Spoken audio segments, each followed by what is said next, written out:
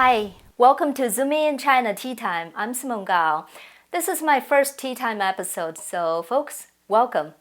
Today we'll talk about Elon Musk. Yes, the second time in the same week. Let's just first start by saying Tesla's honeymoon period in China is finally over. The automaker has been caught up in multiple controversies in China recently, drawing criticism from the state-run media. China is Tesla's second largest market worldwide and was responsible for 30% of the company's sales in 2021 so far. A Tesla Gigafactory was built in Shanghai in 2019. Major news outlets accused Tesla of carelessness regarding vehicle safety in April after a protester disrupted a Tesla auto show while wearing a t-shirt that said Tesla's brakes don't work.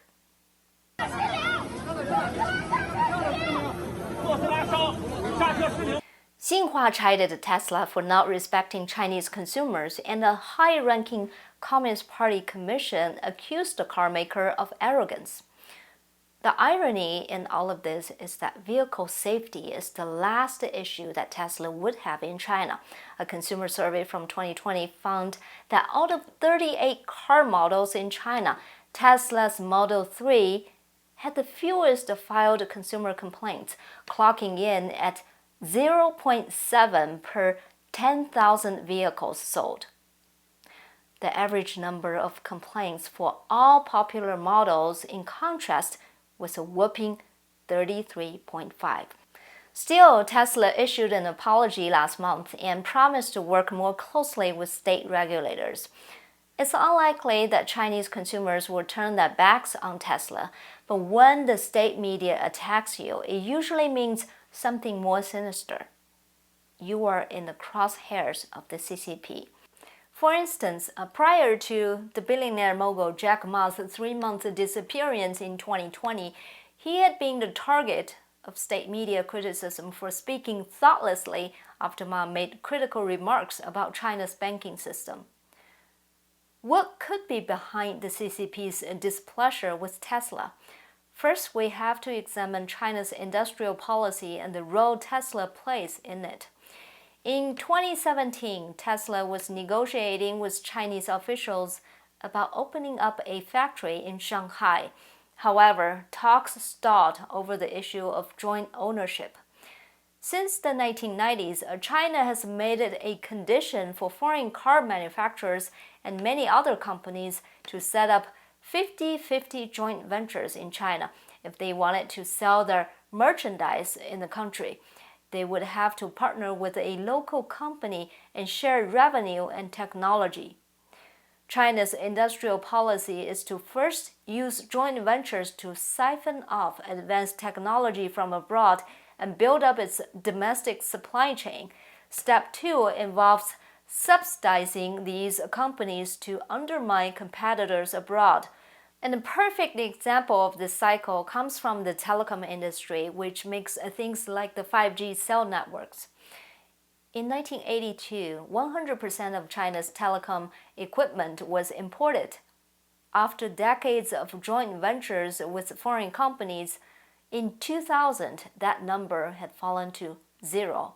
The Chinese telecom Huawei grew over the years to overtake American ones like Lucent and Nortel, which have since disappeared. When President Trump issued an export control on Huawei due to security concerns, many Americans were shocked to learn that America did not have a company that could manufacture the same technology. Tesla's proprietary technology in battery efficiency, self-driving software, and design are estimated to be 5 to 8 years ahead of any competitors, and naturally, the Chinese officials wanted those. However, Elon Musk refused to budge and said he would only open a factory in Shanghai if Tesla was allowed to protect its intellectual property. Surprisingly, in April of 2018, Chinese officials relented. Yeah, looks good.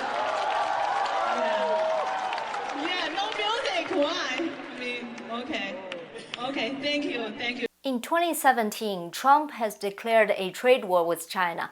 Observers said that Chinese regulators were worried that foreign investment would dry up and they would have less bargaining power than ever before. Hence, they granted Tesla's request. Out of all the foreign automakers in China, Tesla stands alone in not being a joint venture project. A lot that we are going to be doing original engineering in China. So it's not just converting sort of stuff built in America to work in China. We will be doing original design and engineering in China. However, Tesla soon ran into troubles in China. In May 2019, it filed a lawsuit against a former Chinese employee for stealing the source code for its autopilot software. The suit said the employee had uploaded 300,000 company files to its iCloud account and delivered it to a rival company. The company XPeng is known as a Tesla copycat for emulating Tesla, from the software, vehicle design to even its marketing strategy. Musk was angered enough to personally write several messages on Twitter ridiculing XPeng. XPeng isn't Tesla's only competitor in China. There are other brands like NIO and Li Auto. And the largest Chinese automaker Geely said in March that they plan to enter the electric vehicle market as well. Now the question is if Tesla has already outlived its use to the Chinese car industry with the technology the company has provided and the expertise the local engineers have gained. Not quite. Reuters reported a major policy shift with Tesla in China in recent weeks. Previously, the company had avoided private meetings that state regulators held with automakers to discuss industry policies. Companies like Toyota and General Motors attended those meetings, but Tesla had preferred public conferences, but that will have to change. In April, Tesla also posted recruiting ads looking for managers who can build policy databases to better cooperate with state regulators. How long will Tesla be able to survive in China? Last October, an analyst for Morgan Stanley provocatively wrote that Tesla would have zero sales in China by 2030. I don't know if that will happen, but one thing is for sure. The Chinese government wants Chinese car makers to dominate not just the domestic auto industry, but also across the globe. In November 2020, the Chinese State Council issued the requirements of the New Energy Vehicle Industry Development Plan 2021 to 2035. It demands the proportion of the new energy vehicles in China's overall automobile market be increased from 5% in 2020 to 20% in 2025. By 2035, pure electric vehicles should become a majority of all new sales. The Chinese government strongly supports the development of new energy vehicles in China, hoping by jumping into producing electric vehicles, China can surpass the high entry requirements of the traditional auto industry in one fell swoop. In 2020, the sale of new energy vehicles in China accounted for nearly 44% of the world's total.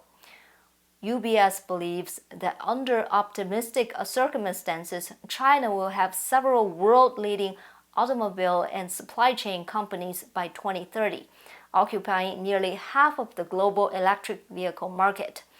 If Chinese car makers take up half of the global electric car market, how big of a market share would they have within China? I would assume much larger than half. In 2020, Tesla's Model 3 was the best-selling electric vehicle in China.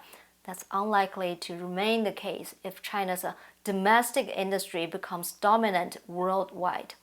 Remember, at the beginning of the program, we said after Tesla's PR crisis at the Shanghai Auto Show, Chinese media, including the government-owned ones, overwhelmingly criticized Tesla for disrespecting the Chinese customers and not willing to compromise.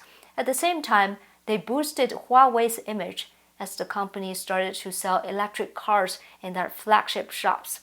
Huawei's new electric drive system is used on the China-made electric car, Sailici.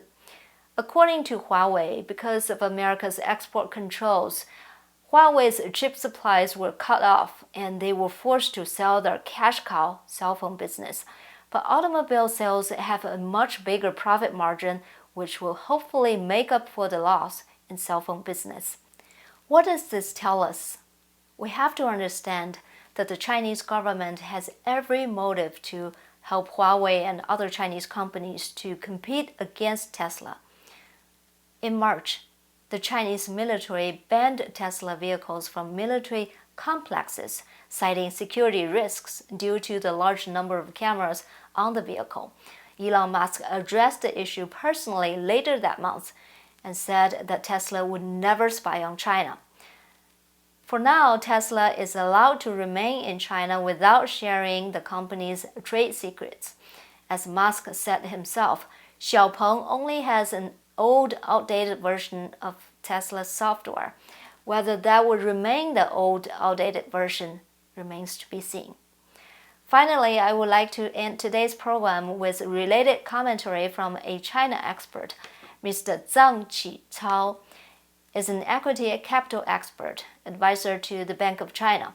He summarized China's rise in the last 40 years in 1 minute. I think this is something Elon Musk should keep in mind when he envisions Tesla's future in China. 技术带进来，车带进来，钱带进来，经验带进来，智慧带进来。中国政府没法抄袭老外，但是中国政府干嘛？可以鼓励老百姓创业，和老外干嘛？合伙学会单干，合伙学会单干，合伙学会单干，合伙学会单干。一晃40年，学会了，我们全部单干了。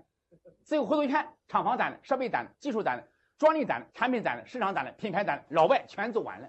现在，所以我们的杨外长和我们的王外长才有资格和美国在谈判的时候才那么强硬。你们是没有资格这么给我谈话的。你发现回头看，咱40年就干2次抄袭，一路抄到世界第1排。我们是野蛮抄袭、野蛮复制，什么知识产权、什么专利技术，高再说。可是突然间回头发现2件事情出现了：第一，美国发现了，不让咱抄了；第二个，咱自己也发现了，为啥？咱已经抄到第1排了，再往前抄没图纸了。咱回头想，妈的，图纸从哪来？专利从哪来呢？妈，自己要研发。这个时候，咱政府立刻提出一个，从现在开始要明白哈，但是话不能这么说呀。咱就提出个口号，叫发展才是硬道理。现在把它撕下来，换成什么？创新才是第一生产力。这政府老早在5年前、10年前，政府都口号都喊出来了。That's it for today. Please like, share, and subscribe to our channel if you like our production. You can also donate to us by using the link underneath this video. I'm also on Rumble, Gab, Parler, Locals, and my website, zoomin.tv. Thanks for watching Zoom In China Tea Time. I'm Simone Gao, and I'll see you next time.